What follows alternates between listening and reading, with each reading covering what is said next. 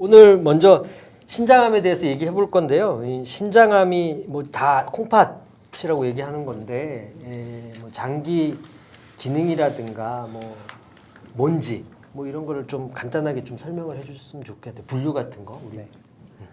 일단 신장은 이제 저희가 양쪽 주먹을 쥐고 뒷짐을 지면은 이제 이 몸의 등 쪽에 붙어 있는 소변을 만드는 기관이고요. 신장은 말 그대로 신장에서 생기는 종양을 얘기합니다. 이제 신장에서 소변을 만들어내는 세포, 세뇨관 이제 세포에서 생기는 이제 암을 대부분 이야기하고 소변이 모여서 나가는 길에 생기는 종양도 있긴 하지만 일반적으로는 세뇨관 세포에서 생기는 암을 저희가 신장세포암이라고 이야기하고 있습니다. 그러니까 신장을 구성하는 요로 상피라고 얘기하는 부분도 있고 신장의 세뇨관의 세포들도 있고 뭐 여러 가지 그다음에 혈관도 있고 그래서 신장암의 종류가 많은데 세뇨관에서 생기는 암을 우리가 주로 신장암이라고 하고 그거에 대해서 다룬다 이렇게 말씀하시는 거죠?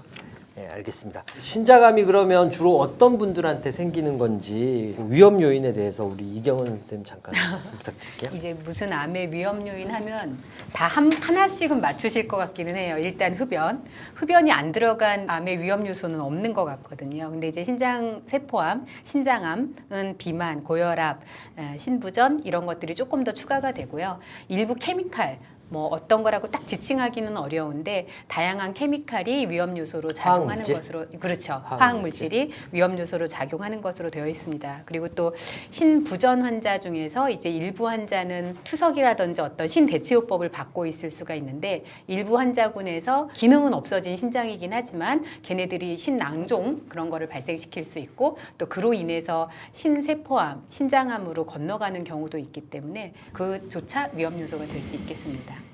알겠습니다. 하여튼 그런 위험 요인이 있는 분들은 조금 더 모니터가 좀 더 그렇죠. 필요한 검사가 좀 네. 더 필요하거나 이럴 수 있겠네요. 맞습니다. 그리고 신장암 아까 뭐 간단하게 이제 생기는 세포 위치 이런 거에 따라서 뭐 신우암, 그다음에 요관암, 신세포암 뭐 이렇게 다양하게 이름이 지칭될 수 있을 것 같은데 신세포암도 또 종류가 또 나눠질 수 있잖아요. 그거는 전문적인 부분이니까 우리 박영근 선생님 좀 어떻게 나누는지 간단하게 설명 부탁드립니다. 신세포암, 뭐 신장의 세뇨관에 생기는 암인데요. 크게 나누면 이제 투명세포암, 비투명세포암 이렇게 나눕니다. 그래서 투명세포암이 가장 흔해서 한 7, 80%의 신장암은 투명세포암이라고 하고요. 그 나머지 분들은 이제 비투명세포암이라고 이제 뭉뚱그려 얘기하는데 뭐 그렇게 나누는 이유는 일단은 예후가 다르고 그 다음에 이제 치료 방법이 다르고 특히나 이제 전이성일 때 치료 방법이 다르죠. 근데 뭐 전이성이 아닐 때 수술하면 되니까요. 투명세포암이 제일 흔한 만큼 약 개발도 많이 돼 있고 임상 시험도 대부분 이제 투명세포암 위주로 되는데요. 그러니까 이제 비투명세포암인 분들은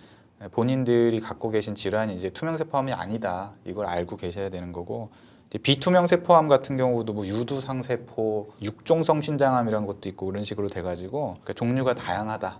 그러니까 우리가 계속 여러 번 얘기했지만 모든 암이 보통 진단 자체가 이제 현미경으로 보고 진단을 하는데 현미경으로 보여지는 세포 모양의 특성이 신세포암에서는 7, 80%가 우리가 클리어셀이라고 얘기하는 그런 투명세포암의 형태가 대부분이고 네. 나머지 이제 유두상 모양을 갖고 있든 아니면 육종성 형태를 갖고 있든 뭐 이렇게 다양한 비투명세포 종양이 있다. 그렇게 나눈 이유는 전이성일 때 치료 약제가 다르고 그럴 때 연구하는 어떤 그룹을 나눌 때도 다르기 때문에 보통 그렇게 하고 있다. 네, 이렇게 맞습니다. 알겠습니다. 감사합니다.